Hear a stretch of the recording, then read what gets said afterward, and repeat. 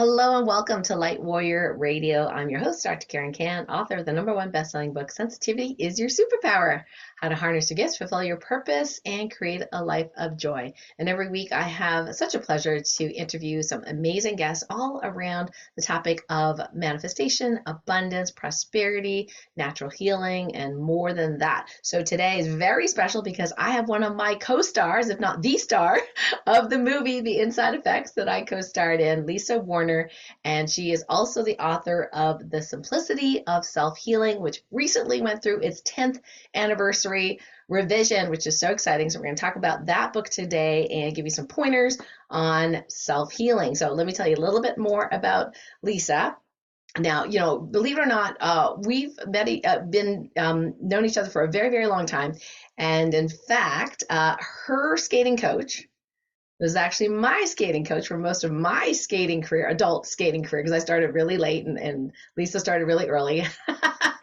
And she was an elite athlete. So that was really cool to have the same coach over a span of, many decades, her at the beginning and then me, at the end. And our coach has since moved away, but it was just so cool. And just to find out not that long ago that Lisa and I kind of, talk the same talk and walk the same walk. And that's just so exciting to know somebody close to me, physically close, is a like-minded soul and doing some great work in the world. So she is an award-winning, multiple international best-selling author who's spoken at many events, including those with Marie Diamond, 𝗟𝗚𝗡𝗨𝗟, and recently starred in the movie, like I said, The Inside Effects, with me alongside Dr.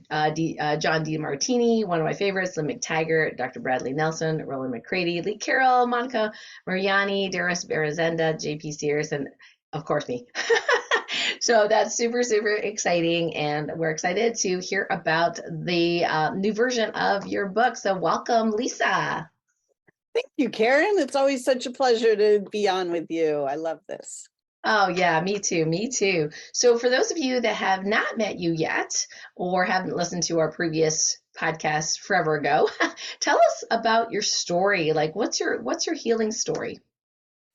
Well, my healing story is, I had a lot of awarenesses when I was a really little girl about, I would go to bed at night and I would just be part of the unified field. Like I knew that was what is forever and always. And I could see that this human experience was a temporary experience. And from that space, when I was really little, I could look and I could see that humanity had amnesia. Like I could see that the soul and the body were not in the same location. And it was really, it was pretty scary to me. I could see all the fighting that was going on in this world and how it's not supposed to be that way. And so from the time I was really little, I really didn't know what to do to try to fit in this crazy world, because nothing made sense to me. Why are we trying to work to earn a living when we're clearly already here? We're already living. This beautiful planet gives us everything we need for free. And why are we paying for all of this stuff? Like it was so mind-boggling to me. So growing up, I kind of just spent a lot of my time skating. That was my happy place. It was the place where I could just be myself and I could just become a masterful figure skater. And it was just me and my body, and I could trust my body. But after high school and after skating was kind of over, I started a career as a figure skating instructor, but life just still really never made any sense for me. And I was struggling. I didn't know really what I was supposed to do here on this planet. So the more I struggled, the more my health deteriorated. And the more my health deteriorated, the more I struggled. And it just became this really vicious circle until finally I found myself facing cancer. And at that moment, I looked at what the medical model offered. And I saw some people made it, some people didn't.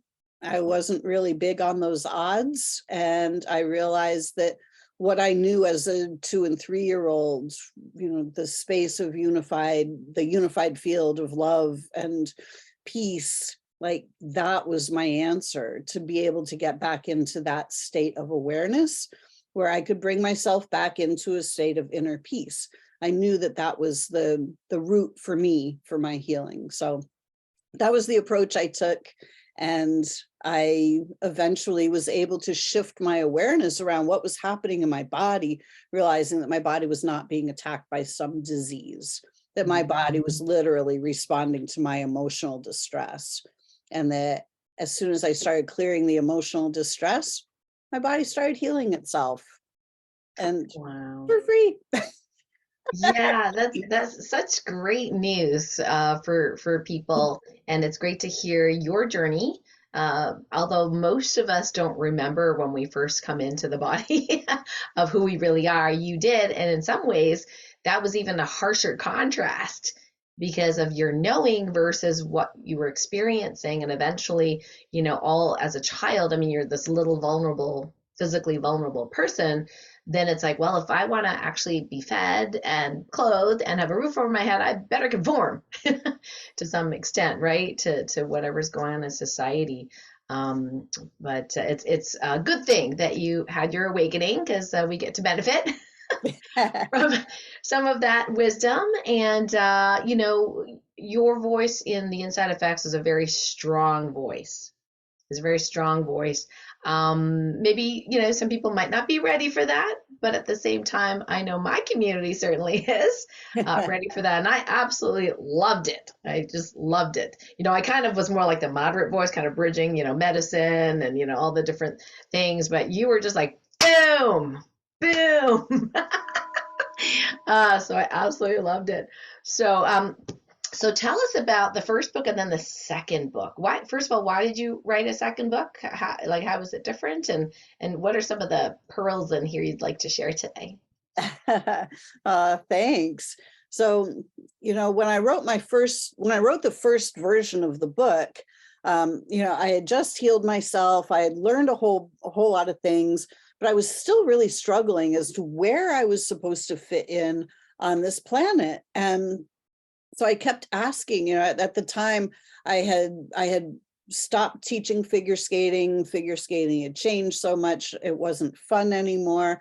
I had sold my place in Aspen. I had moved back to Lake Placid, and I was really just trying to get my bearings and, discover what it is that I was here to do, as I still didn't know. So I kept asking the question, what is it that I'm supposed to do now? And every time I would just hear the word write.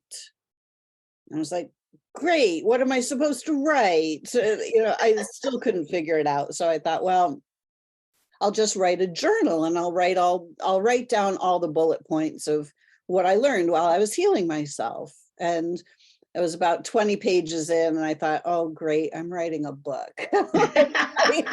I had no idea that I was even writing a book. This is like how far off the course I had gone. But I started writing this book, and as I was writing it, I kind of came to the realization that who's really going to listen to me? Like, people want evidence, they want proof, they want the science.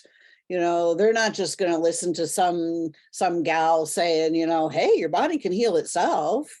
So I thought, well, I'm not going to do the research. Like, that's not my thing. I have no clue where to start. I'm certainly not interested in doing it. So I'm just going to put the book out there and see what happens. And so I did that. And it was about 1.5 or 2 years later that I met 𝗛𝗚𝗏 through a mutual friend. And Deanna said, oh, you're the one that knows German New Medicine. And I was like, wait, what? She's like, yeah, your book. And I thought, oh my gosh, you're kidding. Somebody actually did the research, like they did the science? And she said, yes. It's a full field of medical knowledge that nobody knows anything about because it's being silenced.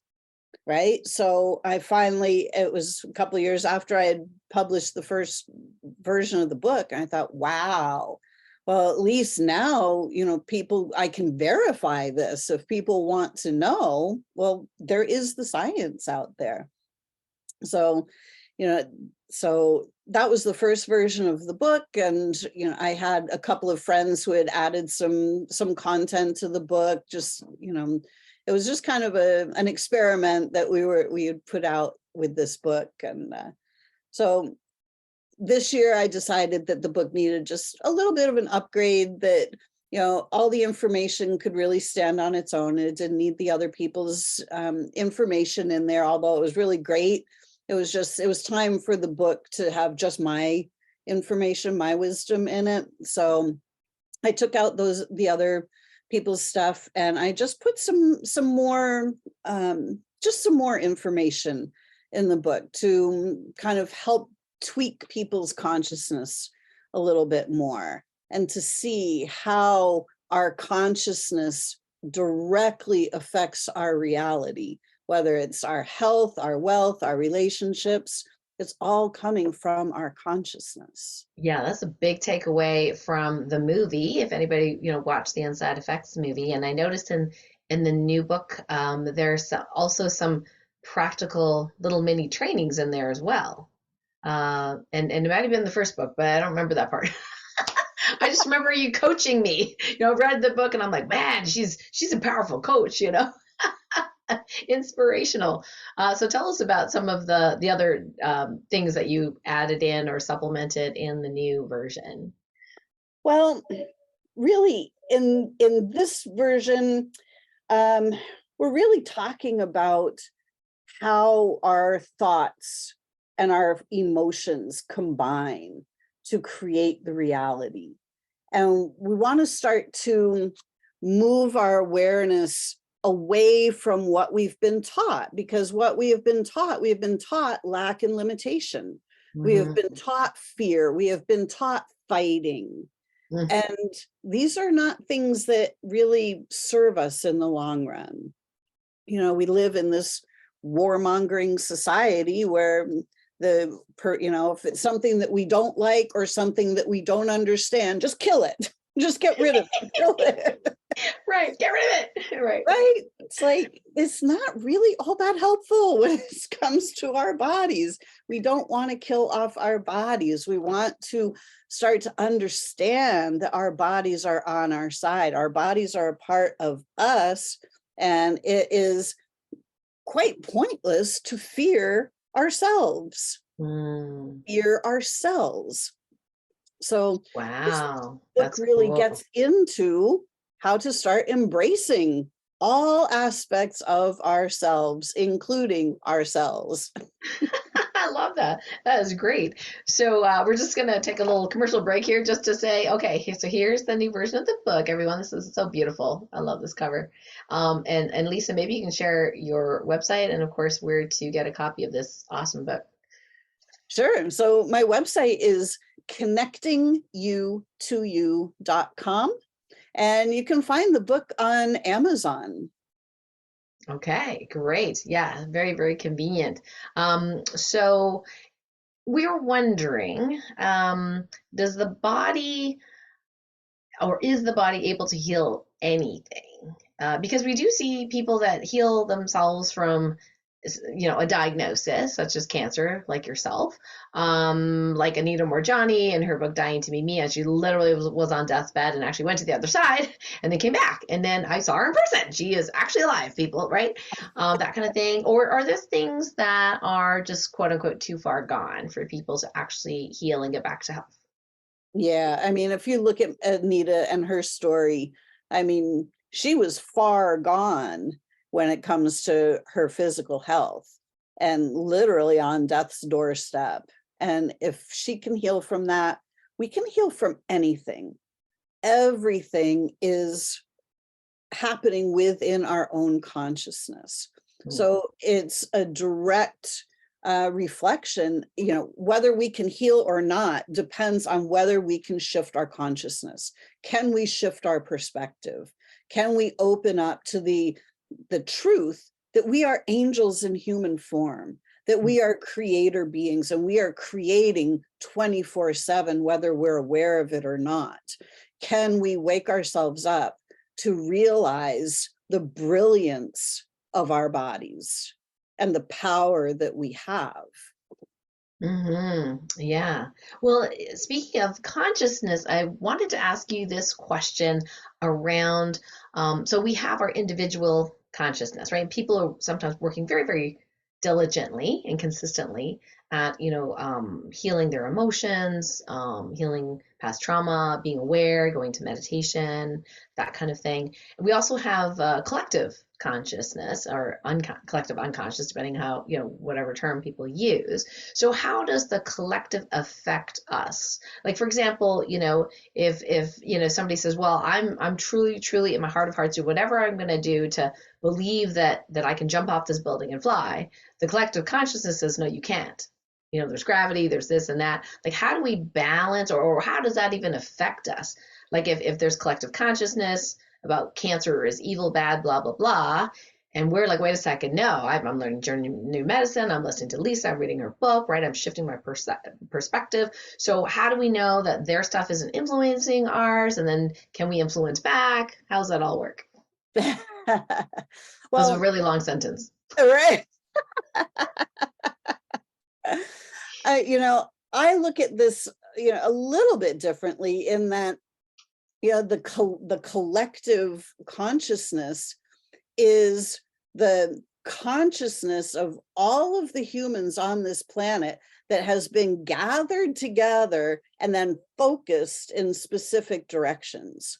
We are being focused in specific directions all day, every day. If you just look at the news or, the social media, and the prevailing consciousness says that our bodies are being attacked by disease and that we have to battle these diseases and all of this. But when we start to tune in, a lot of times these things don't feel good to us. When we go to the doctor and they say, you have this horrific diagnosis and you're probably going to be dead in 6 weeks. Like, yikes, that does not feel good. And we have to start to recognize that if it doesn't feel good, that's our own inner guidance system saying, that's not true. That's not for you. And so we have to start to look and see where we as a species have been guided over these centuries. Exactly. Right? It's like we've just been taught, well, this is the way it is, and you just have to deal with the way it is. Well, we really, truly don't. We are grand beings of light, and we can create anything we desire, but we have just been told that we have to follow the rules. So we just keep following the rules and creating more and more of whatever the rules say they are, whether, it's pay your taxes, give your lunch money to the bullies, whatever it is. It's like we're not here to live in a sick society. We look out at the world and we see war has been made normal. War, right, and highly profitable, apparently. Exactly. To certain folks. Yes, precisely. So we have to realize that the collected consciousness of humanity has been just gathered up and corralled and then shoved in specific directions to get us to do things that certain people want us to do. So if we're going to change this, we have to take our own consciousness back. We have to take command of our own consciousness, our own inner guidance. And when we bring ourselves back into a state of peace and harmony, then we bring ourselves back into that state of peace and harmony with the entire universe, because that's the divine design. Peace and harmony is the divine design itself. And because we have been living in this state of war and fear and death and destruction and disease on this planet, it's really hard to be healthy in a sick society. Yeah, so So some of this programming, if you will, that we talk about, we're not just talking about people being literally told what to do, like pay your taxes or, comply by, masking or whatever it is, but also just these thoughts and beliefs that perpetuate sickness or dis-ease. Like how often, I don't know about you, but how often do we come across a friend that is like, ugh, I'm getting old, right? And that meant like, oh, and they literally say things to James and I like, oh, you'll know when you're 60, uh, what this feels like, right? And it's so funny because on the one hand, I'm like, well, actually, dude, I was a lot sicker than you are when I was in my 30s. I don't say that. You're right, it'd be a little bit rude, but I understand where it's coming from because that's what everybody says. yeah. Right? When you're old, this is what's gonna happen. That's a form of conditioning. It wasn't taught in our books per se, but it's being taught on, TV shows and movies and neighbors and stuff like that. So just curious for you personally, Lisa, if you come across that and how do you handle that? How do you handle yourself energetically? And also, do you have any practical advice in terms of things we could practice speaking to hold our healthy boundary but not feel like we're resisting or fighting that either, right? To accept it and lovingly be compassionate, but also, have a response that is peaceful. Yeah, we have all been just conditioned to believe all of these things, and we're not really allowed to analyze any of these things, to say, is this actually true? It's like, no, this is true, this is what it is, this is what you're going to have to deal with. And so we don't have a whole lot of critical thinking left these days. But when I was a really little girl, when I would have those experiences of going to bed at night and just being part of the unified field, I could look at humanity and I could see all of these old people in nursing homes with bodies that weren't functioning, and they could no longer take care of themselves. And it was completely clear to me at that time that that is not normal for us. That's not the divine design. And it was completely clear to me at that age too, that our bodies are designed to last for hundreds of years. We're supposed to be living far, far longer than we are. So, but when I looked around at 3 and 4 years old, I was like, well, nobody's doing that around here. So like, I must be crazy because, why wouldn't people be doing that if that was possible? But because we have all been conditioned to believe in time, the past, the present, the future, the only time is now. And if we just stay in the now and we start to live with peace and joy and enthusiasm and excitement and creativity, we really don't have to age.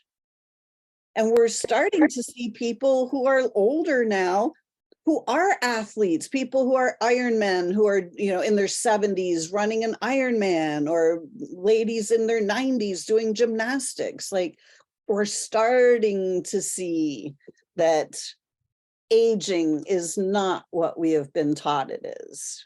Right. It's so great to have those examples, so it's not just us feeling a little separate or crazy, like, oh my gosh, this crazy person thinks that. So do you have like a blurb or something that you say that's peaceful for you, but also communicates that you don't buy into that? Or do you just let them say whatever they say and you just, just kind of not say anything? Like, what's your strategy? Yeah, I mean, it really kind of depends. I say it happens as you believe a It lot. happens as you believe. Okay. Yeah. Yeah, yeah. So if we choose to believe that, then that's what's going to play out as our reality. But Mm. it really doesn't have to. And when we look at the stories from the Bible of people that lived for hundreds of years, like, that's what's actually possible for us. Right. I think there's some tablet somewhere, that made a note of the thousands of years that beings used to live as well, and that's just really really fascinating. And there are a lot of people that really believe that every single word in the Bible is from God. I have some arguments about that, but anyway, but then here's this part about the hundreds of years, right? Yep. It's like they'll believe parts of the Bible, and they're like, well, Bible's God, and there's no other new prophets. That's it. That's the end of the story. This is the only, like Jesus was the only one, who can save us, this person, right? And then it's on the other breath, it's like, well, we don't live hundreds of years anymore. And I'm like, well, you just said everything in the Bible's true, so why not now? Like the question that I just think is so interesting around our beliefs and that conditioning. Yeah. And, most of us don't want to live that long Yeah, in that's the true. My mom society, said that. right? Yeah. As, in a society that is as sick and distorted as this one is, it's really not a pleasant place to be. Hanging out on this planet is a little crazy. Mm. With the light workers coming in now, though, it's our turn to start running this planet. It's our turn to bring peace and prosperity back.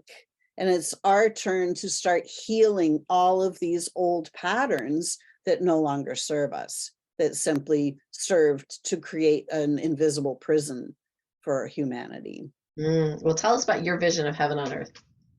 So my vision of heaven on earth is us living in harmony with the planet, living in harmony, living in dignity and honor and respect for ourselves and our bodies, helping each other, living in kindness, making sure that everyone has what they need. When we live with kindness and caring, then we start to bring everything back into alignment. When we start to notice all the ways that we have been pushed out of alignment and to do things that don't serve us, paying our taxes. Why are we paying these taxes? Who are they going to? Where, like, just a few little critical thinking skills, and we go, wait a second, this isn't cool. Yeah. Wait a second. That doesn't make sense. Exactly. It's Yeah. like, wow, what are they doing with all that money? Huh? Wars are happening. Where'd they get all that funding? Well, like, we just start to look and go, we're living in a sick society.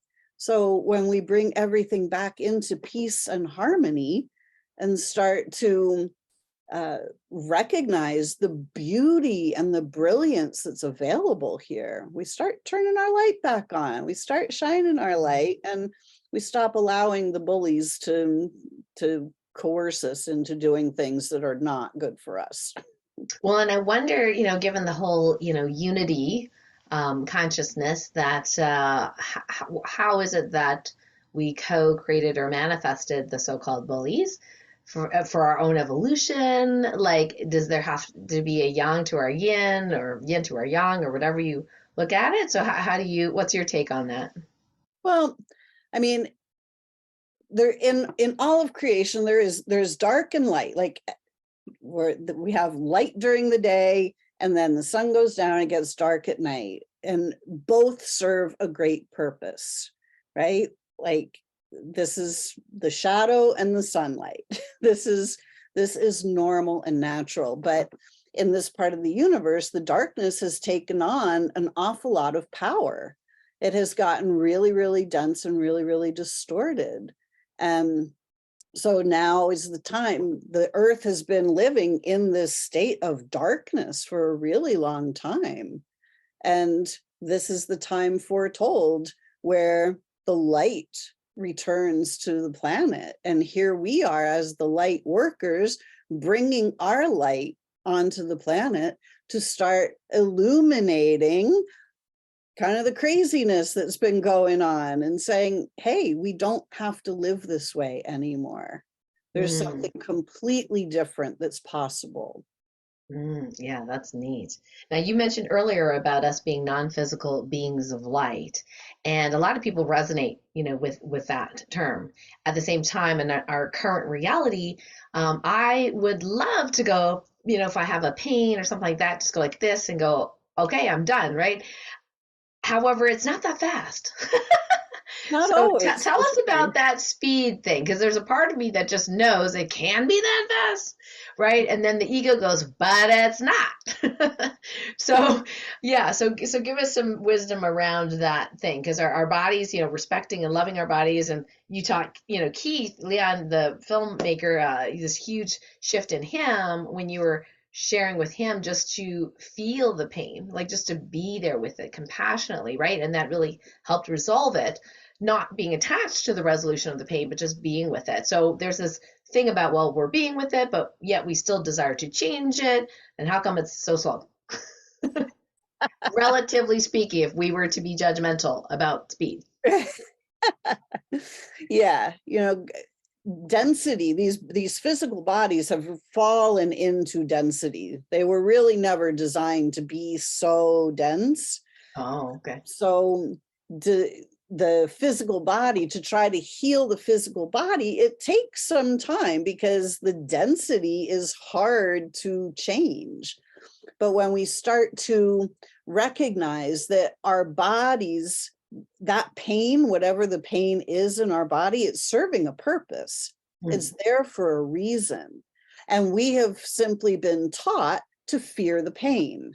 Right. So we have been taught that pain is bad. Well, this is all part of that, what I call the reversal matrix, where our consciousness has been intentionally inverted so that we're afraid of everything and we fight everything. So we have been taught to fear our bodies and to fight the symptoms. But those symptoms are there on purpose. Our bodies have created them. So in order to shift these things around and get the healing to happen quicker, we have to take our foot off the brake. Like, we can't be in resistance to the pain. So what we resist persists. Like, this is a real thing. So if we try to push the pain away, if we don't like the pain, whatever that is, that's resistance. And it's like putting the foot on the brake. But the pain needs to be moved through because it's serving a purpose. So if we can understand that pain equals healing, then we can start to shift that around and we can start to welcome the pain, recognizing that this is part of the healing process. So this is a real, it's a real key thing if we can really wrap our mind around this and shift the way we look at the pain. Well, it definitely takes practice, for sure, just because of how many decades of messages that we were taught, that, the minute you have cold symptoms, oh, it's a cold, there's a germ, there's, something like that. And so the average person will be looking for an infection, right? Looking for what they can fix. And you and I know that a lot of the medications and strategies that we have, at least in conventional medicine, are really there just to dumb down the symptoms. Exactly. Yeah. Which is really, it's unfortunate because we need to be able to move through the symptoms. So if we knock down those symptoms, we're actually knocking down our own healing process the majority of the time. Well, let's segue into the biological laws that you ended up learning about, and maybe, sharing a little bit about that.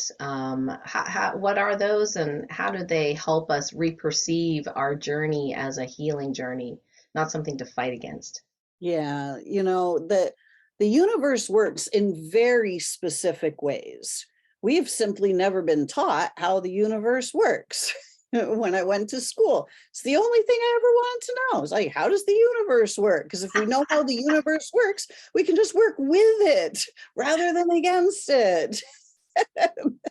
So our bodies are designed to heal themselves.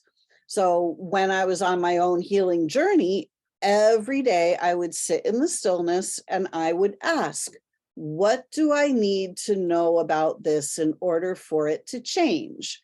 Because my experience in that moment was, oh my gosh, my body's being attacked by cancer. What am I going to do? Am I going to survive? Am I going to live through it? Am I going to find a resolution fast enough? What's going to happen to me? So there was a lot of fear and uncertainty. But I knew that going the medical route was not my path. Self-mastery was my path. So every day I sat and asked, what do I need to know about this? And finally, one day, as I got my mind quiet enough, that doorway to greater awareness simply opened up.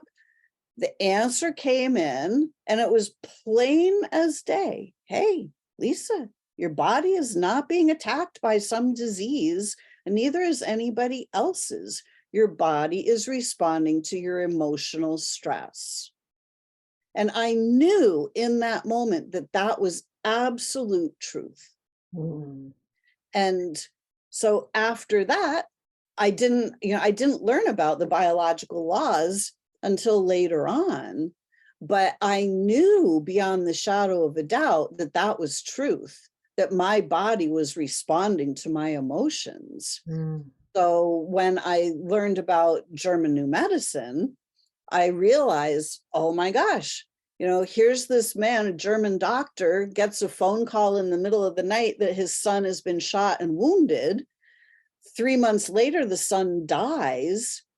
3 months later, Dr. Hammer comes down with testicular cancer, like out of the blue. And he can't figure out any other reason than the emotional turmoil that he had gone through. And his wife came down with breast cancer at the same time. Wow. So he knew it couldn't possibly be just some coincidence that they both came down with cancer at the very same time. So he went into the oncology ward and asked the men who had been diagnosed with testicular cancer, what had been going on in your life before you received the diagnosis? Well, every single one of them had been grappling with the loss of a child.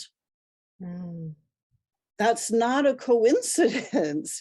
So he started to take CAT scans. He was like, hey, can I check it out? See what's going on in your brain, And every single person had the same spot on their brain. And every woman with breast cancer had a different spot. Everybody with pancreatic cancer, a different spot. So, and every time it correlated exactly 100%. There was no variation, no deviation. So he discovered the biological laws of healing. And just like most people know about the law of attraction, like the law of attraction works exactly the same as for you as it does for me. Like there's no variation, it's just constant. And this is what universal laws are. They are the constants of the universe. And when we start to realize that our bodies are based on biological law, not on being attacked by some disease. This isn't what's going on. Our bodies are responding to our emotions. And when we start to recognize that we are non-physical beings, there are far more parts of ourselves that are non-physical than physical. So we see the physical body, but we don't see the emotional body, the mental body, the causal body, all the other layers of us that are non-physical. And so it's the non-physical bodies that are informing the physical body.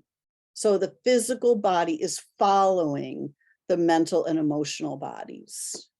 Yeah, that is so interesting. And I know Dr. Hammer, Deanna Corney was telling me how many times that the assassination attempts had happened. I think the number was 18 or something. Don't quote me on that, but it was a lot. Um, Right. that there must have been something very crucial, that he was sharing that, those that would hold us back would like to us not to know about.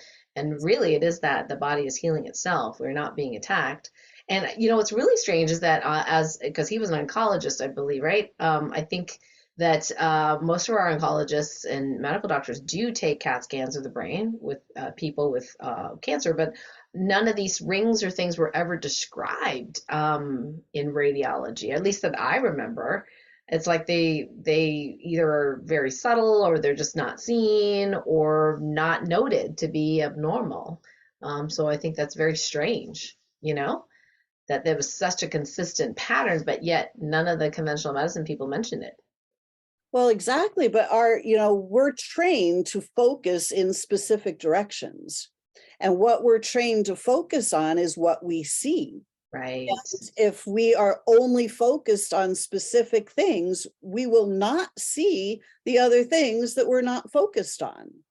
Yes, that is so true. In fact, there's actually it's called the brain game or something. There's like a whole game on this stuff, and it's really hard.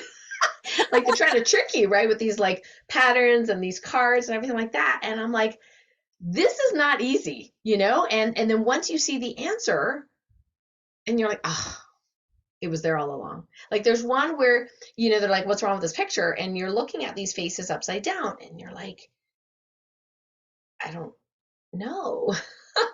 I'm like, I don't. They look sort of weird, but I'm not sure what is it that is weird about these upside down faces. We turn it back, right side up, and realize they transpose the mouth upside down. So once you turn their faces back up, you're like, oh my God, they look ridiculous, right? Because their smiles were upside down. But when their faces were upside down, it was really hard to tell because we're so used to seeing the smile this way. And that's exactly the way it was when they were upside down. And I was like, oh my gosh, I can't believe I didn't pass this one.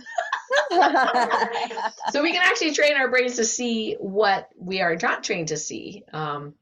It does take a little bit of effort. Now, let's go ahead and share your website again and where people can connect with you.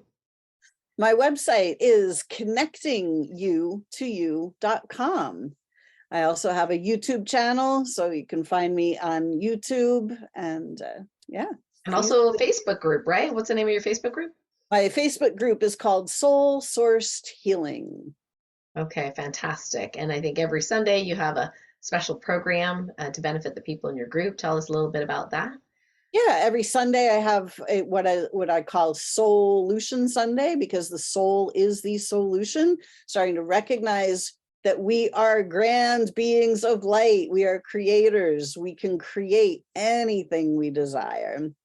And so that's my interview show that I do, that you've been on multiple times. And I also do on Thursdays, I have a lunch with Lisa that I do, where I just come on and talk about a subject for 20 minutes or so and just give some good information.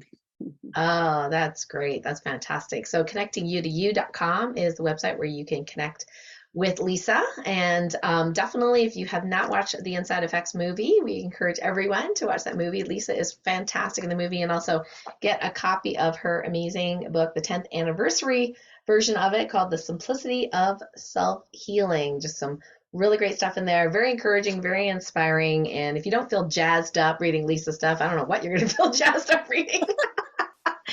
It's great. And what's for me, just really for those of us in this space, in this teaching space, it's like we walk our talk, which means sometimes we have our challenges, right? Sometimes we have our processes and our tools. And it's not like instantaneously everything is always perfect all the time, and that's kind of a spiritual mask sometimes to think, oh, teachers are perfect and I can't live up to that and things like that. Like Lisa and I are real people. We have our real challenges. And we're just there to work. We work on ourselves. We and cells and just share whatever we've discovered with people. So it's not like we're like super far ahead, and better than everybody. It's more like, hey, we're doing this together. we're healing the earth together, which is such a wonderful, beautiful light message. So, Lisa, any last words that you would like to share with our light medicine community audience? Oh, just remember, you are grand beings of light, and we are here to open our angel wings and to start restoring peace to planet Earth. We are grand creators. We can create anything we desire, but we have to stop participating in all of the things that are causing our harm and our demise. And we have to start insisting on peace and harmony, and not allowing other people with nefarious agendas to call the shots here on this planet. All right, cool. Thank you so much, Lisa, for being with us today. And thanks for our audience for tuning in. Remember, you can connect to Lisa at connectingyoutoyou.com. Thank you, Lisa. Karen, thank you so much. It's always such an honor. My pleasure.